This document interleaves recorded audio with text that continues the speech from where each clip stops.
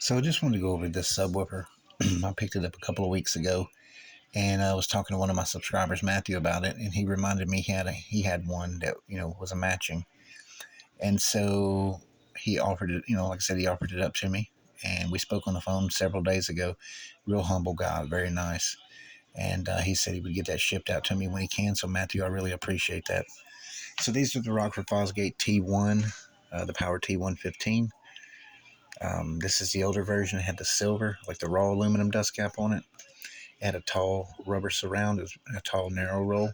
It glues in a channel right here, kind of reminiscent of JL Audio with the W6 and W7s. Had a very lightweight cone on it. It's got dual 9.25-inch spiders and a 3-inch voice coil. That was all copper. So I got this one pretty torn down to where it is now. The person I got it from, he bought it from an individual that cut the cone off of it because it had a bad rattle to it. And when he got it, the coil was becoming detached from the spider and probably the triple joint as well. So he just popped the coil right out of it. He did, at least it did have retained the stock spider and spider adapters in it. So what I did was I went ahead and popped this all out. And as you can see, it's got very small round lead wire. It's good for about 800, 1,000 watts is pushing it. It's a very soft spiders in these, so it's got a very compliant suspension overall with it and the rubber surround. As you can see, the spider is still intact. It literally just popped the coil out. I will retain and reuse these stock spider spacers, so I don't have to print any, 3D print any. And again, it's a mirror image spider, so the stock spider, with leads sets up like this. The bottom spider, is flipped over, upside down, as you can see. It's very soft. This has a very wide topography motor in it. It sits in the basket. It's a dual slug. It sits inside the frame, and it bolts from the bottom. So when I get Matthews works. I think it's just strictly cosmetic on his. So what I'm going to do is tear it down, and I'm going to build a matching pair. And I'll take a video of tearing it down so you guys can see all the parts that was in it. So what I'm going to do is pull the motors out of them once I get his torn down. So when I sand the landing up here, beyond that, where that channel is, there's plenty of surface area here to surround, a typical, for the surrounds that have a typical flat attach, like most all subwoofers do. There's plenty of material here to glue it to. So when I'm sanding the landing, and then the surround and then the spider landing, go ahead and sand the baskets and then prime them and then shoot them in either a heavy silver metallic or a heavy metallic gold, and then do like the red dye, like the red candy dye over it, and then clear them. I want these to look just as good as they're going to perform. And it's also kind of a throwback to the old, when they were still made in the USA, the P1, P2, and P3 Rockford Fosgate that had the red anodized look frame, and then like the silver gray motor cover on them. So I was going through coils because this has a 9mm thick top plate and 70mm of winding of motor depth on it. So I was looking through my coils. We got plenty to fit the gap with the correct winding width that I need. I just don't have a pair that has tall enough formers. Like I don't have a matching pair with tall enough formers.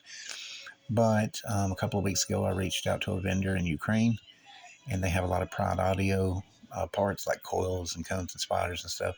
So I bought an assortment of coils in 3-inch with, different winding widths on them. We just bought a bunch of them in D1, D2, and D4. Some are flat aluminum, some are flat copper, and some are round copper. So also reached out to another guy I've known for many, many years, and he had a bunch of random coils, Precision Econo 1 and just stuff like that. And I bought a bunch of 3-inch, 2.5-inch, and 2-inch coils. I'm running low, so I'll have plenty of coils with formers that are tall enough. Now I haven't decided if I'm going to use an aluminum coil or a copper coil and put a copper coil back in it.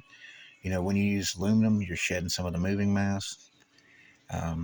So I'll make a decision on that once everything gets here. I'm going to go back with the dual 9.25-inch spiders and, like I said, space them. I'm going to stiffen it up a little bit because, it will help with the power handling. I'm going to put a softer lower control spider and then one a little stiffer on top with either flat leads or the fat round leads. I've got a bunch back there, so I'll just go through them.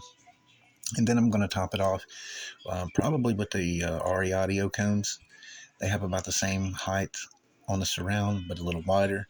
And then finish it off with the concave full cone, like dust cap on it, which I'll probably paint candy red to match. Again, the pair will be for sale. So if you're interested, just let me know. My email address is on my profile. You can email me as well. Now, the guy I got this from, he reached out a couple of days ago, and he's got a pair from the same era with silver, the raw aluminum dust caps, 10-inch, but they are T2, the power T2s. Those are 3-inch coils as well. One of them works and one doesn't, so I'm going to shoot him some money in a couple of days, and I get him to get those out to me as well, and I'll recone those, and they'll be for sale. If the dust caps on them are not reusable, I know a couple of people that's got some brand new old stock dust caps for it. So, again, those will be for sale.